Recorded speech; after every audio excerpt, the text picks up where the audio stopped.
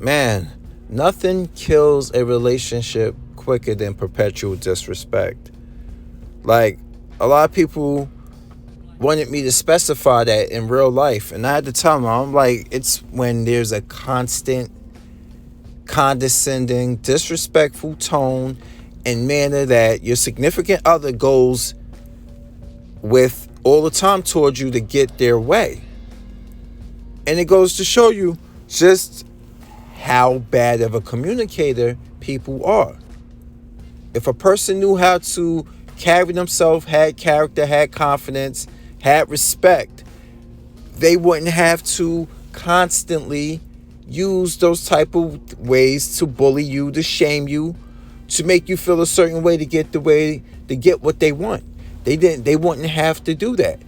But a lot of them choose to do that because they have never learned how to actually communicate and convey their emotions. And when a person hears the word emotions, they automatically think it's super vulnerability, meaning that, I have to cry, I have to be like, no. If you have a certain feeling, you have a certain way that you need to be, you can convey that in a respectful and nuanced manner. And a lot of people never learn how to do that. It's just disrespect is in their tone, it's in their actions, it's just who they are. And it be the same people who be like that Latina chick. Why the fuck am I single, bro? Listen to how you talk. A lot of guys will look at you and probably be like, damn, she fine. She got this body. She got a job. But she carry herself with a lot of masculine energy. Even though she looked that good. I don't want my female I'm saying female like I'm possessive. No, I don't want my significant other to be like, you know what? She sounds just like me. She talks just like one of the guys. That isn't what I want. That isn't what I want. I want my lady to be my peace. To be the reason why I don't want to hang out with my dudes today. That's what I want. I want them to be the reason why I don't want to hang out with my dudes today. Because she's giving me that femininity to counterbalance my masculinity. And there ain't nothing toxic about that at all. But back on the subject of perpetual disrespect. Seriously, like I said, it's just something that some women and men are capable of being when it comes to someone you meet out there. And you hear a lot of females saying, "Oh yeah, that's right. Look at me. I like when the man's assertive." That's not being assertive. That's not being assertive. When did assertive totally dwell in the realm of being disrespectful, forceful? Like I was dating a Latina, Dominican female, and she's the same age as me. She liked that shit. Now I was like, that's not my character. So she purposely did things disrespectful to bring El Negro out. She was trying that. And I got to the point where I'm just like, you know what? I ain't dealing with this. And I told her I'm not dealing with it. And she told me not to call her again. And guess what? I didn't. It's not my character. And you shouldn't be acting out of your character. If you're not a person who likes to be disrespected and like to be talked down to, I don't give a damn if you're a guy or a gal. Don't be or revolve around relationships with people like that. Hell, it can even be on a friendship level. Would you still be friends with somebody who constantly steals from you? No. That's a life lesson I had to learn when I was in my early 20s. See, the thing is, I didn't know this nigga was taking stuff until I started really paying attention to stuff that was missing when I went to wear it. Fucking kleptomaniac. And then years after that, he like, I know you don't fuck with me no more, but I'm saying if no, the damage is done. What's like the Cry Me the River song? The damage is done, so I gotta be leaving. Yep, that's what it is. No looking back. Life got that hard that you destroyed friendships for stealing things to sell? Probably. That's some fuck shit right there. I don't even condone stealing from people who aren't my friends. My thing is, you made a profit off of taking things that you did not buy, that I spent my hard-earned money on. Throwback, authentic jerseys, video games.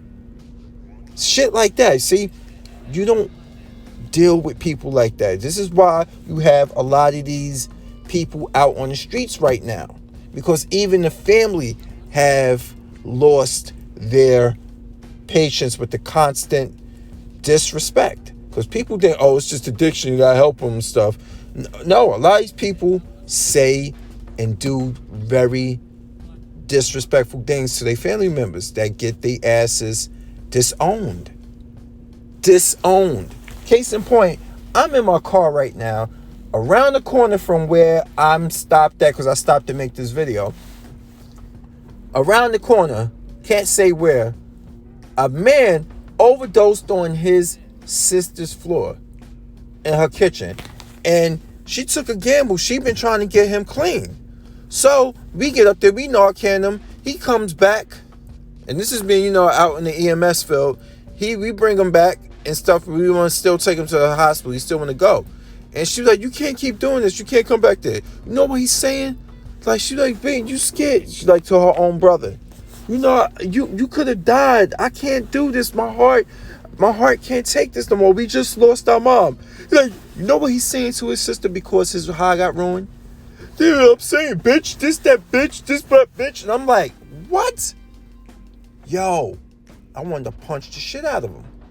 And I almost did. Because when we got down to the ambulance, guess what happened? This dude gets in, I go tell him to go take a seat on the left bench. Because he didn't want to get on a stretcher. He goes and sleeps, like curls up in a fetal position on a stretcher. I said, dude, you gotta sit, you gotta get up, you gotta sit there, you can't lay there.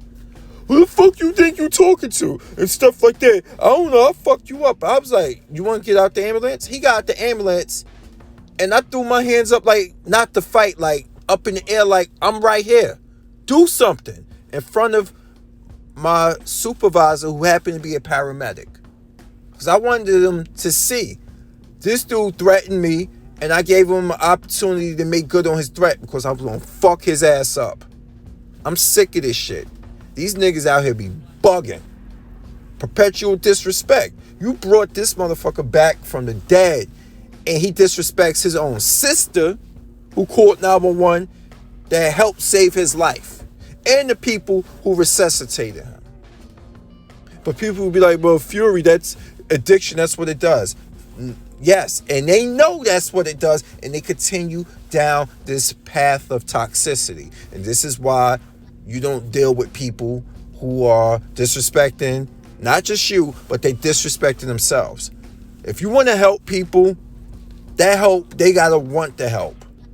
You can't force people to be somebody they not. And to finish up this video, that leads me to another thing I want to say real quick. Or maybe longer than quick. Who knows? Look, ladies, you gotta get out of this Nightingale syndrome shit. You can't fix niggas. And I'm talking to a lot of you black women because I love you. When you're not disrespectful and ratchet, that is. Those disrespectful ratchets, nah, you can kick rocks. I'm talking about black women who know better, who want better, who are better. You can't fix hood niggas. I'm sorry, you can't. Stop trying to fix. My cousin and my friend did a video about that on their IG Live about fixing, the fixer. Women got this whole complex. They don't like you as is, as a man. If you're a man who is on his own, has his own mind, ain't a gangster, ain't a street dude, got a good upbringing or a decent upbringing, a lot of these type of women who like fixing shit, they like projects. And what did they say the projects? Why they call projects? Because projects are never complete. Why do you think they still call it the projects? It's a human experiment on black people. This is everything my cousin was saying, almost like to paraphrase him. This is the truth about projects. This is why they call it projects. If it was a successful project, it wouldn't be called a project anymore. It'd been complete. And it's just the ongoing shitstorm. You can't fix people because they bring you down. The more you try to reason with them, you stoop lower and lower down to their level. And the next thing you know, you are all fucked. You're a shell of yourself. You done had this nigga's kids. This nigga's in and out of jail. He's just into bad shit that you knew he was into, but you thought you can fix him up. This is why they tell guys on the other flip side of it, you can't turn a hoe into a housewife. It ain't just synonymous with a woman who's promiscuous. You can't turn a ratchet female into a wife. She got too much masculine energy. You just can't. But I digress, y'all. So anyway, it's your boy Fury. I'm here. Now I'm out. Peace.